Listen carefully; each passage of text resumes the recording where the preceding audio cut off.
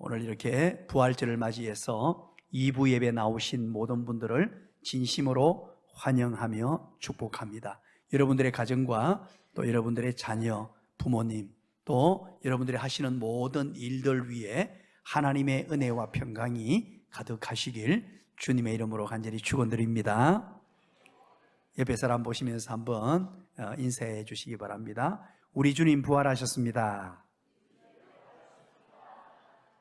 우리 주님 부활하신 부활주의를 맞이했습니다.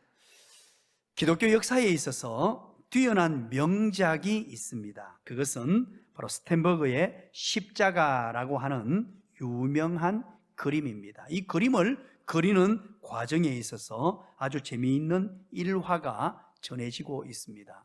스텐버그는 성베드로 성당으로부터 요청을 받게 되고, 그리고 십자가를 그려달라는 요청에 십자가를 그리기 시작했습니다. 그리고 얼마 동안 그린 이후에 초안이 모두 완성되었는데 그만 그림 그리기를 중단해버리게 됩니다. 왜냐하면 그림 가격이 너무 싸게 그렇게 흥정이 되어서 나는 그림을 그릴 수 없다라고 중단을 해버린 것입니다. 그러던 중에 집시 여인이었던 페피타, 발음이 일부에도 잘 안 나던데 페피타라는 여인인데, 이 여인을 모델로 해서 세속적인 그림을 그리게 됩니다. 그래서 열심히 그림을 그리고 있는데 이 페피타라는 이 여인이 갑자기 질문을 던집니다. 늘 주목해 보았던 그림이 한 가지 있는데, 예수님의 십자가 그림, 초안이 완성된 그림을 보면서 묻습니다. 저 그림은 무슨 그림입니까? 이렇게 묻습니다. 그래서 우리 스텐버그는 대답합니다. 예수님에 관한 그림입니다. 이 여인이 다시 얘기합니다. 십자가에 못 박혀 죽은 모습이네요. 이렇게 얘기를 합니다. 그렇습니다. 그렇게 대답을 하니까 도대체 무슨 사연입니까? 이렇게 질문을 던집니다. 이 여인은 교회에 대하여, 성경에 대하여 전혀 모르는 사람이었습니다. 그래서 좀 귀찮았지만 설명하지 않을 수 없어서 예수님에 대해서 설명을 해주게 됩니다. 예수님께서는 유대 땅 베들레헴에 오셨다 부터 시작해서 예수님이 오신 목적을 설명합니다. 예수님이 오셔서 수많은 일들을 행하고 약자들을 섬기며 병자를 고쳐주시고, 그래서 구원함을 받도록 수많은 일들을 행하셨다. 그리고 십자가에 못 박혀 돌아가셨다라고 얘기를 했습니다. 그때 이 페피타라는 이 여인은 십자가에 못 박혀 죽으셨다는 그 얘기를 듣고 갑자기 펑펑 눈물을 쏟으면서 울기 시작합니다. 이때 스텐버그는 당황합니다. 갑자기 막 우니까 너무 당혹스러워서 그 뒤에 대답을 이렇게 얘기를 해줍니다. 울지 마세요. 예수님은 부활하셨습니다. 그렇게 얘기를 해줘요. 예수님은 부활하셨습니다. 그렇게 얘기하니까 눈이 둥그렇게 크게 떠지면서 정말로 부활하셨습니까? 네, 정말로 부활했습니다. 그 얘기를 들었던 이 여인, 집시 여인은 갑자기 입가에 미소가 번지고 환한 얼굴이 되면서 너무너무 기뻐하는 것입니다. 정말로 부활하셨다고요? 그러면 됐습니다 하고 너무너무 좋은, 밝은, 기쁜 얼굴을 하게 되는 모습을 보게 됩니다. 이것을 스텐버그가 보면서 마음에 큰 충격을 받았습니다. 내가 지금 이 여인에게 예수님은 만백성을 위해 십자가에 죽으셨고 살아나셨다, 부활하셨다고 했는데, 이 여인이 이렇게 밝은 생명력을 가지고 기뻐하고 즐거워하고 입가에 미소가 막 번져나는데, 과연 나는 이 예수님의 부활을 믿고 있는가? 나에게도 이런 기쁨이 있는가? 나는 예수 부활을 너무나 잘 알고 있고 너무나 잘 믿고 있는 사람인데, 과연 내가 진정으로 예수님의 부활을 믿고 있었던가? 자기 자신에게 물어보았다는 것입니다. 그래서 이 스텐버그는 그 자리에서 다시 한번 부활신앙을 부활시키게 되었습니다. 그러면서 내가 예수님의 십자가에 달리신 그림을 그리면서 돈을 적게 준다고 흥정하고 있었네. 참 나쁜 놈이야. 참 나쁜 놈이야. 그러면서 자기 양심의 가책을 느끼면서 다시 한번 감사함으로 십자가 그림을 완성하게 됩니다. 그 그림이 바로 스텐버그의 십자가라는 그림입니다. 사랑하는 여러분, 저와 여러분의 삶 가운데에서도 혹시 부활신앙에 대한 기쁨이 있습니까? 예수님이 부활하셨다는 그 자체로 행복감이 넘칩니까? 예수님 부활하심으로 인해서 기쁨이 가득한 삶을 영위하고 있습니까? 옆에 사람에게 이렇게 한번 가르쳐 주시기 바랍니다. 그리고 옆에 사람들은 반응을 해 주시기 바랍니다. 예수님께서 부활하셨습니다. 한번 반응을 한번 보여주시기 바랍니다.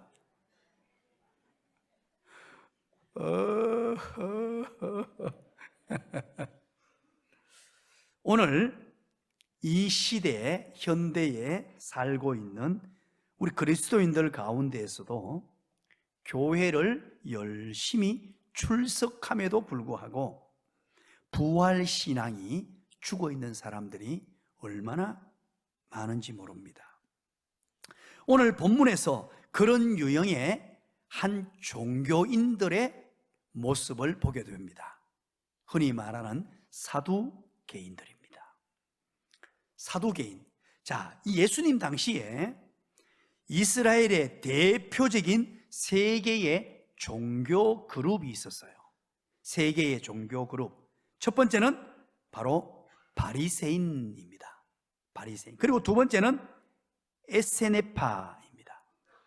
그리고 세 번째가 사두개인이었습니다. 이런 종교 그룹, 종교 지도자에 속하는 그룹이었습니다.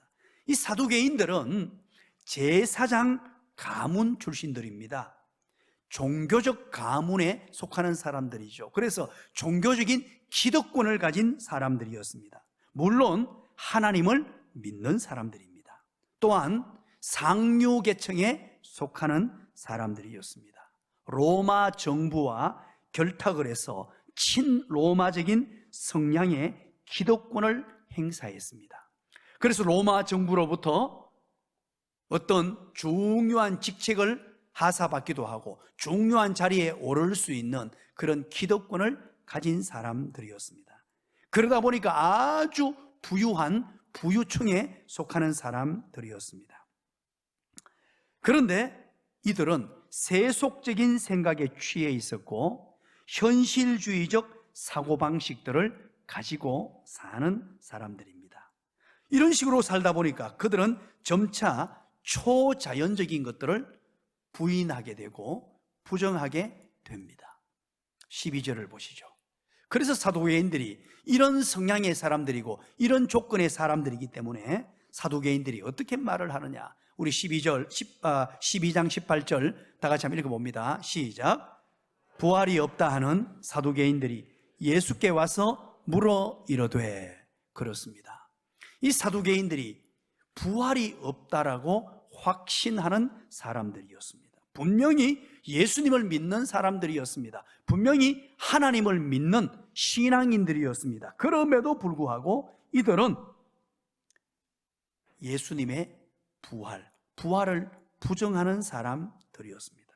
그래서 자기들이 이렇게 부활을 부정하는 것, 부활이 없다는 확신을 가지고 이것을 정당화하기 위해서 예수님에게 아주 희한한, 아주 이상한 질문을 던집니다. 아주 희한한 질문인데 재미있는 질문입니다. 19절 예수님께 질문을 던지면서 나오는데요. 19절 한번 읽어볼까요? 시작. 선생님이요, 모세가 우리에게 써주기를 어떤 사람의 형이 자식이 없이 아내를 두고 죽으면 그 동생이 그 아내를 취하여 형을 위하여 상속자를 세울지니라 하였나이다. 자, 이 무슨 말입니까? 구약 시대부터 내려오던 이 이스라엘의 계대 결혼, 형사 취수법이라고 하죠. 기업 물을 자입니다. 이때 당시에 형이 있는데 형이 결혼해서 함께 삽니다. 그런데 형이 죽었어요. 그러면 동생이 형수를 취해서 함께 사는 제도입니다. 자, 이 제도를 왜 이렇게 주셨느냐? 이 제도가 무엇 때문에 있었느냐? 두 가지 이유 때문입니다. 첫 번째는 자손을 계승하기 위해서 그렇습니다. 이 12지파 모든 지파가 끊어지지 않도록 자손을 계승해서 혈통을 보존하기 위해서 그렇게 계대 결혼법이 제정되어 있었고요. 또 한 가지는 이때 당시 우리 여인들의 인권은 이루 말로 표현할 수가 없었습니다. 인권 자체가 무시당했기 때문에 사회 보장 또한 받지를 못했습니다. 그래서 여인들에게 사회 보장을 위한 제도입니다. 아니면 이제 남편이 죽어버리면 여인들은 친정으로 돌아갈 수도 없어요. 어디 갈 곳이 없어 그냥 굶어 죽는 수밖에 없었습니다. 그래서 이런 제도를 만들었습니다. 자, 이 제도를 가지고 사두개인들이 이제 부활이 없다라고 주장을 하면서 예수님에게 질문을 던지는데 이 20절부터 23절까지 내용입니다. 20절부터 23절까지 내용이 형이 결혼했는데 형이 죽었어요. 그리고 둘째가 형수와 결혼했습니다. 다시. 그런데 둘째가 죽었습니다. 그리고 셋째가 결혼했습니다. 셋째도 죽었습니다. 넷째가, 다섯째가, 여섯째가, 일곱째가 이렇게 결혼해서 모두가 죽어버렸습니다. 이렇게 죽었는데 나중에 부활이 있다고 하니까 부활했을 때에 도대체 이 여인의 남편은 누구입니까? 이렇게 질문을 던지는 거예요. 자, 여러분들이 한번 대답을 마음속으로 한번 해보시기 바랍니다. 이 여인의 남편은 누굽니까? 대답을 했습니까? 그렇다면 오늘 이 질문을 가지고 우리는 좀 깊이 생각해 보아야 합니다. 예수님께서 이 질문을 말도 안 되는 질문이라고 그냥 일축해 버리지 않았습니다. 이 질문을 가지고서 부활에 대한 오해를 풀고 부활의 정체성을 가르치는 중요한 기회로 삼고 있다는 것입니다.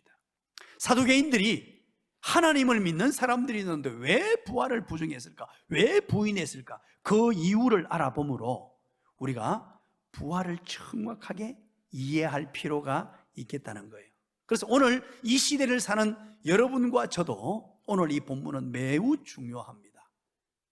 부활을 어떻게 믿으며 살 수 있는가? 그 근거를 예수님께서 설명을 해 주십니다. 첫 번째, 24절, 25절 우리 함께 읽음으로 부활에 대한 오해의 원인이 무엇인가 한번 살펴보기를 원합니다. 우리 24절, 25절 다 같이 한번 읽어봅니다. 시작. 예수께서 이르시되 너희가 성경도 하나님의 능력도 알지 못함으로 오해함이 아니냐. 사람이 죽은 자 가운데서 살아날 때에는 장가도 아니 가고 시집도 아니 가고 하늘에 있는 천사들과 같으니라. 아멘. 첫 번째입니다. 이 사두개인들이 부활을 믿지 못했던 이유는 성경을 모르기 때문이라고 오늘 본문에서 말합니다. 24절에서 성경을 모르기 때문에 하나님의 말씀에 대한 무지 때문이라고 말합니다. 이때 당시 사두개인들은요 모세 오경만을 믿었습니다. 창세기, 출애굽기, 레위기, 민수기, 신명기 이 5권의 성경만을 성경으로 믿고 그 외의 성경들은 믿지를 않고 인정하지를 않았습니다. 그래서 예수님께서 너희들은 성경도 모르고 있구나 하시면서 이 모세 오경을 통하여 사두개인들이 철저하게 믿었던 5권의 성경을 통하여 뭘 설명해 주시느냐? 부활의 확실성을 설명해 주고 있습니다. 사두개인들은 그래서 모세 오경에는 부활이 없다는 겁니다. 부활이 나타나 있지 않다는 겁니다. 부활에 대한 설명이 없으니까 우리는 부활을 믿지 않는다 라고 밝히고 있어서 예수님께서는 모세 오경의 성경을 가지고 부활이 이렇게 설명되어 있다라고 말씀하시는데, 우리 26절, 27절 그 내용입니다. 우리 같이 한번 읽어볼까요? 이제 모세오경의 성경을 가지고 옵니다. 26절, 27절 다 같이 한번 읽어봅니다. 시작. 죽은 자가 살아난다는 것을 말할진대 너희가 모세의 책 중 가시나무 떨기에 관한 글에 하나님께서 모세에게 이르시되 나는 아브라함의 하나님이요 이삭의 하나님이요 야곱의 하나님이로라 하신 말씀을 읽어보지 못하였느냐. 27절. 하나님은 죽은 자의 하나님이 아니요 산 자의 하나님이시라 너희가 크게 오해하였도다 하시니라. 아멘. 모세오경만을 믿는 사두개인들에게 모세오경을 통해서 설명하고 있습니다. 특별히 오늘 26절의 말씀은 어디에서 가져왔느냐? 출애굽기 말씀입니다. 출애굽기 3장 6절의 말씀을 그대로 옮겨와서 사두개인들에게 말합니다. 너희들이 그렇게 믿고 있는 모세오경 가운데 출애굽기의 말씀이다. 봐라. 그리고 모세를 통하여 하나님께서 하신 말씀, 어떤 말씀을 하시느냐? 나는 아브라함의 하나님이요 이삭의 하나님이요 야곱의 하나님이라고 하지 않았느냐? 하나님이 그렇게 말씀하셨다. 그러면서 27절에 보세요. 하나님은 죽은 자의 하나님이 아니요 무슨 하나님이라고요? 산 자의 하나님. 자, 이게 매우 중요합니다. 하나님이 출애굽기에서 말씀하시기를 나는 아브라함의 하나님이요 이삭의 하나님이요 야곱의 하나님이다, 그렇게 말했단 말이에요. 그러면 여러분들이 한번 대답해 주시기 바랍니다. 아브라함과 이삭과 야곱은 죽었습니까? 죽었습니까? 죽었습니다. 그런데 죽은 자의 하나님이라고 말하지 않습니다. 하나님께서는 죽은 자의 하나님이라고 하지 않고 산 자의 하나님이라고 말씀하고 계시죠. 그렇다면 여러분, 이것은 중요한 전제가 있습니다. 그 전제가 뭐냐?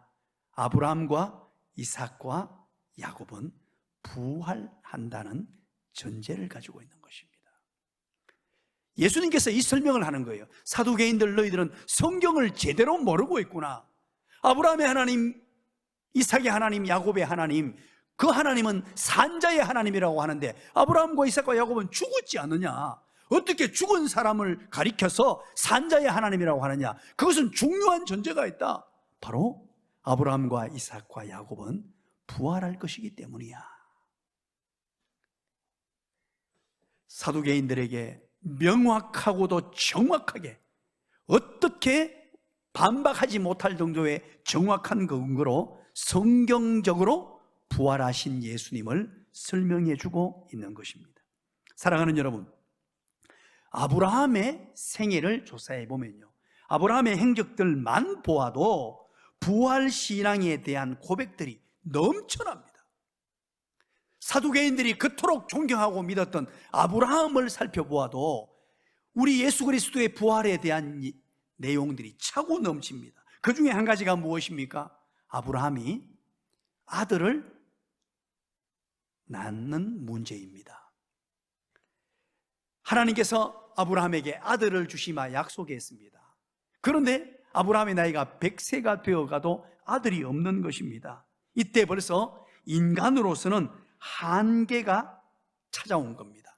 육체적인 한계가 와서 아이를 가질 수 없는 나이가 되어버렸습니다. 사라의 태는 이미 생산 능력을 잃어버렸습니다. 우리 연약한 인간, 노쇠한 인간들은 한계가 분명히 있단 말이죠.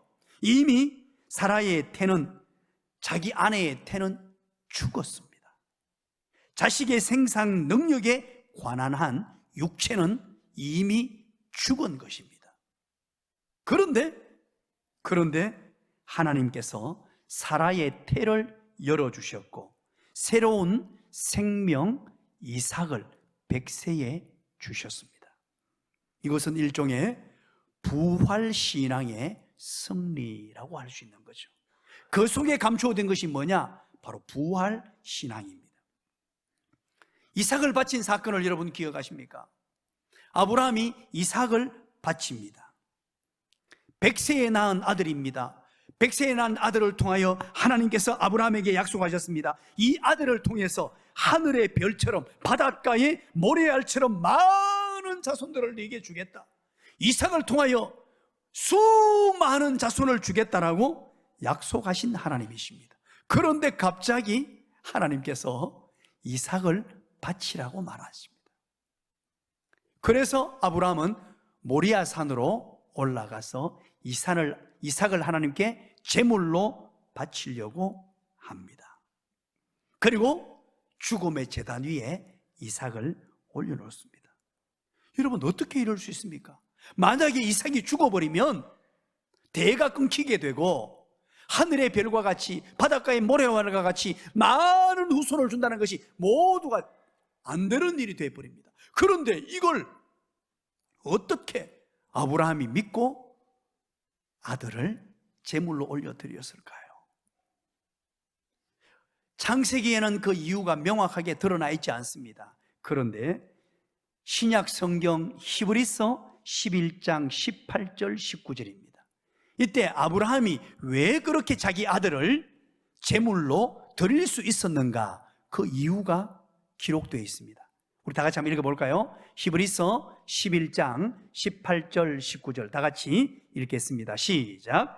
그에게 이미 말씀하시기를 네 자손이라 칭할 자는 이삭으로 말미암음이라 하셨으니 그가 하나님이 능히 이삭을 죽은 자 가운데서 다시 살리실 줄로 생각한지라. 비유컨대 그를 죽은 자 가운데서 도로 받은 것이니라. 아멘.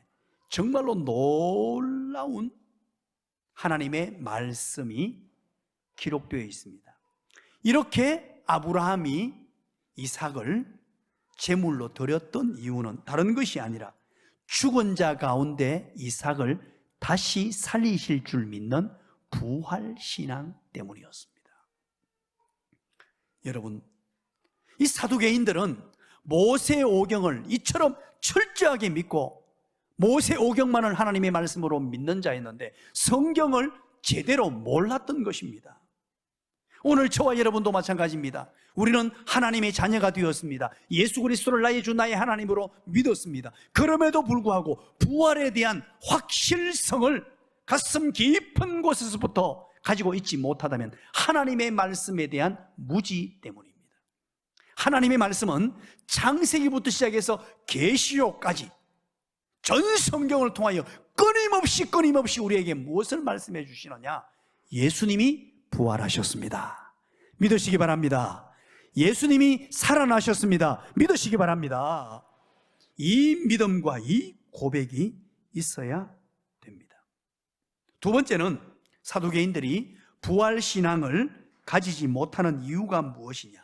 다시 24절로 돌아와서 24절 다시 한번 읽어보죠. 다 같이 24절을 읽습니다. 시작. 예수께서 이르시되 너희가 성경도 하나님의 능력도 알지 못함으로 오해함이 아니냐. 아멘. 두 번째는 하나님의 능력에 대한 무지와 불신 때문이었습니다. 하나님의 능력을 몰랐습니다. 이들은 부활을 믿지 못하는 사람이 되었는데 궁극적으로 말하면 그 이유가 뭐냐? 하나님을 믿지 못했기 때문이에요. 사두개인들은 하나님을 믿는다고 주장했습니다. 제사장 가문이었습니다. 종교의식을 집행하며 예배를 인도하기도 했습니다. 그러나 그들에게는 부활신앙이 없었습니다. 그들은 결국 하나님을 믿지 못하는 사람으로 살아가게 되었습니다. 하나님을 믿는다면 하나님의 능력을 믿어야 합니다. 하나님의 능력이 어떤 능력입니까? 우리 한번 읽어볼까요? 창세기 1장 1절부터 우리는 믿는 믿음이 있어야 돼요. 모세오경 가운데 이 구약성경 첫 번째를 열면서 가장 먼저 선언하고 선포함으로 하나님의 말씀이 우리에게 주어지는데 그 하나님의 능력이 어느 정도냐? 다 같이 우리 암송해 봅니다. 시작. 태초에 하나님이 천지를 창조하시니라. 그렇습니다. 천지 만물을 창조하신 거예요. 우주 만물을 창조하신 하나님께서 우리 인간조차도 창조하시고 만드신 분입니다. 그런 분이 죽은 사람 살려내는 것 정도 못하겠습니까? 하나님의 능력을 믿지 못함이에요. 하나님의 권능을 믿지 못함입니다. 여러분, 천지 만물을 창조했다는 말은 절대 무에서, 진짜 아무것도 없는 흑암 가운데서, 절대 무에서 절대유를 창조하신 분이십니다. 그 하나님의 능력을 믿는다면, 그 하나님의 권능을 믿는다면, 우주 만물을 창조하시고 지금도 운행하시며 지금도 통치하고 계시는 하나님을 믿는다면 부활을 믿지 않을 수 없죠. 자, 그렇다면 중요한 것, 부활이 도대체 무엇이냐 하는 것입니다. 부활한다는 것은 어떤 몸으로 살아나는 것을 말할까요? 오늘 본문에서 부활의 정체성을 설명해 주고 있습니다. 우리가 부활한다는 것은 어떤 몸을 가지고 부활하며 어떤 형태로 그렇게 새로워지냐 하는 것이죠. 사두개인들은 이것을 이해하지 못했습니다.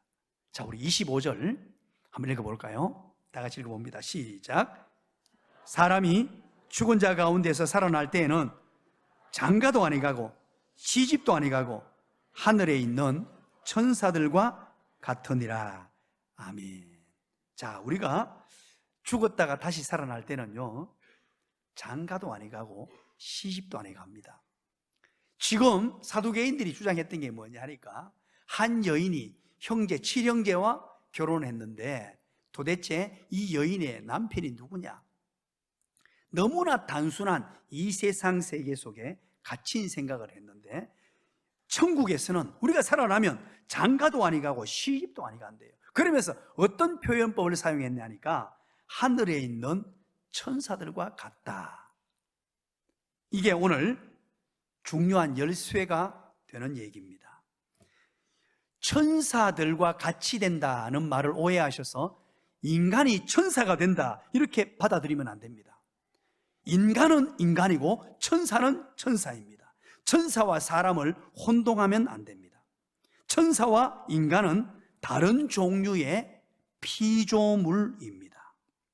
그래서 심지어 천사의 주된 업무는, 제가 2주 전에 말씀드렸죠. 마가복음 1장을 하면서 천사의 주된 업무가 뭐라 그랬죠? 히브리서 1장 4절 말씀을 통해서 천사의 주된 업무는 뭐라고요? 눈에 쌍꺼풀이 생겨버렸습니다. 여러분들이 얘기를 안 해주니까, 히브리서 1장 4절에 천사의 주된 업무는 하나님의 택한 백성들인 여러분과 저를 섬기는 일이라고 성경은 기록합니다. 그래서 여러분, 이 사람이 죽어서 천사가 된다?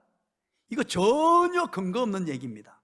성경에 무식해서 하는 소리입니다. 천사는 천사의 특성이 있고 인간은 인격이 있습니다. 부활한다 해도 우리의 부활체는, 잘 들으십시오, 우리의 부활체는 인격적 특성을 지닌 몸으로 부활합니다. 그래서 천국에 가면 장가가고 시집가는 일이 없습니다. 없는데 그것 때문에 혹시 심심할 것 같습니까? 천국에 가면 시집도 안 가고 장가도 안 가니까 우리 어떻습니까? 우리 청년들 오늘 없나요? 3부 예배 다 나오는데 벌써부터 실망에 찬 눈빛이 우리 나온 요 청년들 몇 사람, 큰일 났다 싶은 생각이 드는데, 사랑하는 여러분, 걱정할 필요가 없습니다. 왜냐하니까 인격적 존재에서 가장 중요한 인격적 기능이 뭐냐? 우리가 완벽한 완전한 인격체로 부활하는데 가장 중요한 요소가 사랑입니다. 이거 여러분 기억하셔야 돼요. 천국에는 사랑이 있습니다. 고린도전서 13장에 방언도 그치고 예언도 패하고 모든 것이 사라지고 없어지는데 유일하게 영원토록 존재하는 것, 그것이 바로 사랑이라고 말합니다. 사랑이 영원할 수 있느냐? 천국에서는 영원하다는 것입니다. 여러분, 결혼 제도가 없어도 결혼을 초월한 어떤 모습으로 우리들의 사랑은 계속된다는 말입니다. 결혼 제도의 안에서 갇혀있는 그 사랑과 비교가 안 될 정도의 엄청난 사랑, 완전한 사랑, 완벽한 사랑을 하게 된다는 것입니다. 자, 결혼을 통해서 우리가 얼마나 많은 행복을 누리고 있습니까? 그렇죠? 우리 결혼하신 분들 이제 5년이 지나고 10년이 지나고 20년, 30년, 40년 지난 분들 지나면 지날수록 너무 행복하시죠? 너무 기쁘고 좋으시죠? 대답을 좀 해주시기 바랍니다. 일부 예배 때는 한 사람 네 그랬는데 어이 뭐지 줘서 무슨 소리 들리는데 지금. 사랑하는 여러분, 결혼 제도를 통해서 우리는 행복과 위로를 경험합니다. 너무 좋잖아요. 얼마나 좋습니까? 저는 진짜 좋아요. 진짜입니다. 여러분 보기에 그냥 별로 감동이 없는데 매우 당혹스럽습니다. 얼마 전에 결혼했던 우리 남현호 집사님 행복하죠? 보세요. 내 마음하고 똑같잖아요. 신부하고 나란히 앉았는데 오늘 아침에 있었던 일입니다. 새벽 기도를 오늘 마치고 가서 어제 너무 늦게 자서 한 주가 너무 피곤했기 때문에 잠시 제가 집에 가서 이제 아침에 눈을 1시간 반 정도 눈을 붙이고 나왔거든요. 잠시 눈을 붙이고 이제 옷을 입고 이제 주일날 나오는데 집사람하고 이제 같이 나오게 됩니다. 그러면 늘 우리 집사람은 저보다 더 일찍 일어나서 제가 성격이 워낙 급하니까 늦게 나오면 제가 먼저 가버립니다. 그래서 우리 집사람은 벌써 일찍 일어나서 화장하고 다 준비해서 항상 먼저 출발을 하는데 오늘은 저보다 조금 늦은 거예요. 이제 그러면 제가 일찍 나가면 엘리베이터를 딱 눌러놓고 이제 우리 집사람 올 때까지 엘리베이터 문을 열고 있다가 오면 문을 닫고 같이 늘 내려가거든요. 그런데 오늘 제가 일찍 내려가서 엘리베이터를 눌렀는데 갑자기 이런 마음이 생기는 거예요. 장난을 한번 쳐야 되겠다. 그래서 엘리베이터를 눌러놓고 보이지 않는 곳에 숨었습니다. 딱 숨어 있으니까 우리 집사람이 한 10초 뒤에 바로 나왔어요. 나왔는데 제가 없으니까 당황스러워가지고 저를 막 찾는 거예요. 얼마나 저를 보고 싶어 하든지 막 찾는 거예요.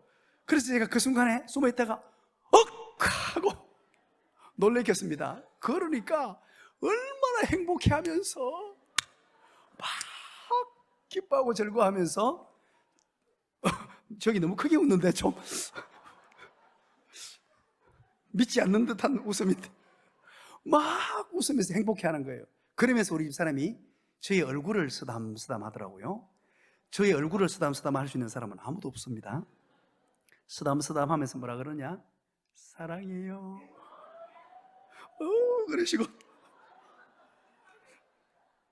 아유 이래서 압니다. 사랑하는 여러분, 하나님께서 우리에게 결혼이라는 제도를 허락하셔서 참 행복하게 하시고 위로를 받게 하시며 이 절망의 인생을 사는 가운데 우리가 이 결혼 제도를 통하여 많은 것들을 누리게 하셨어요. 그런데 저와 여러분은 잘 압니다. 한편으로 생각해 보면 결혼 때문에 받은 상처가 얼마나 많습니까?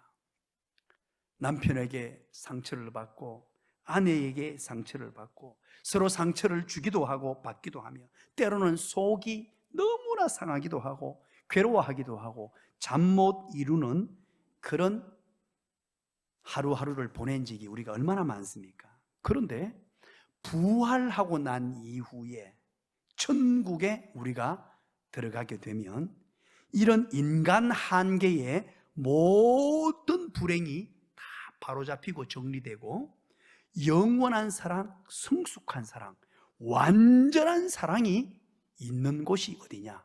부활체로 존재하는 인간이란 말이에요. 그래서 이 사두개인들은 오해했습니다.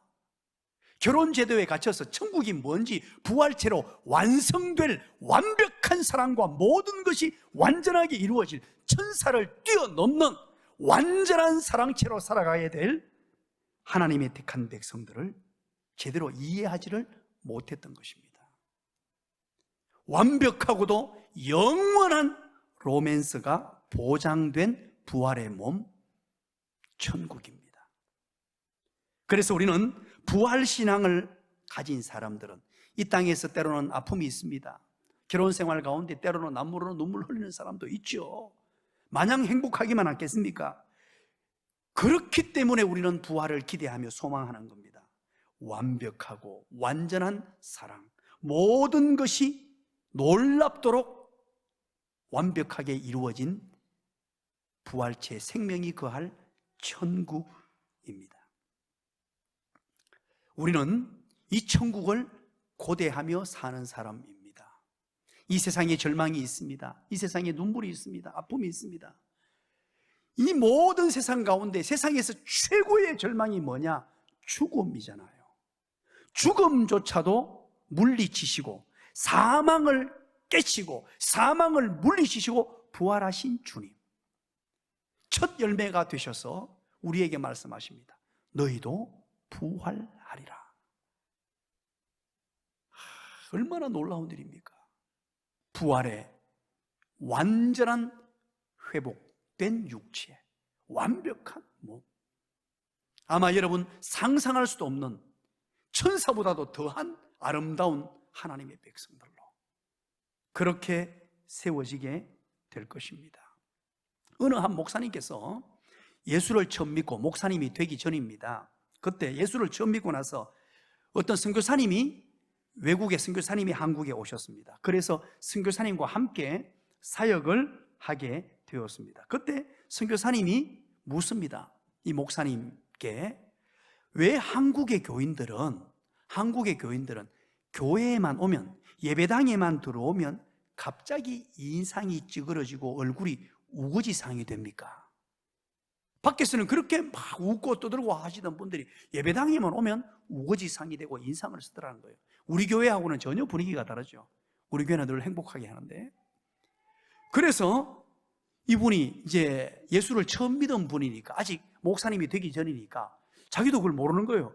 근데 자기도 모르는 사이에 이렇게 대답하면 되겠구나 해서 대답을 했습니다. 그것은 예수님의 고난을 묵상하기 때문입니다. 그렇게 얘기했대요. 이야, 참 일리 있는 대답이죠. 예수님의 고난을 묵상했기 때문입니다. 그러니까 선교사님이 묻습니다. 아니, 그러면 부활하신 예수님은 잊어버렸나요? 그렇게 묻더라는 거예요. 오늘 우리는 주일을 지키는 이유가 뭡니까? 안식 후 첫날 모여서 예배 드리는 이 날은 예수님이 부활하신 날입니다. 부활, 그래서 매 주일마다 축제의 시간이 되어야 합니다. 나를 구원해 주신 우리 주님을 노래하고 찬양하고, 나를 구원하시기 위하여 부활하신 우리 주님, 사망 권세 깨시고 부활하신 주님, 내 인생의 절망도 부활시키실 주님, 내 인생의 아픔도, 내 인생의 고통도, 내 인생의 눈물도 다 아시고 모든 것 부활시켜 주실 주님을 바라보면서 주일날 예배하는 거예요. 그래서 주일은 우리 교회처럼 행복해야 됩니다. 제가 앞에서 보니까 인상파는 아무도 안 계시네요. 인상파, 우리 인상파가 되어서는 안 됩니다. 내천자가 막 그려지고 이러면 큰일 납니다. 절단납니다. 이럴 때는 빨리 가서 내천자를 어떻게 하면 좀 없애보시기 바랍니다. 어떻게 없애죠? 뭐 그건 여러분들 알아서 하십시오. 우리가 이런 기쁨과 행복한 주일, 매 주일마다 이런 감격의 예배, 기쁨의 예배, 축제의 예배가 있는, 예수님의 부활을 마음껏 축하하는 그런 하나님의 백성들 다 되시기를 주님의 이름으로 간절히 축원드립니다. 기도하겠습니다. 하나님 아버지, 고맙습니다. 감사합니다. 사망 권세 깨치고 부활하신 우리 주님을 오늘 기억하며 부활하신 주님을 축하하며 부활하신 주님을 예배합니다. 우리도 부활할 날이 있다는 사실을 기억하여 어떤 절망과 어떤 고통과 어떤 아픔이 있을지라도 부활하신 주님을 기억하며 우리의 부활을 기대하며 행복과 기쁨이 가득한 삶을 살아갈 수 있도록 인도하여 주시옵소서. 예수님 이름으로 기도드리옵나이다. 아멘.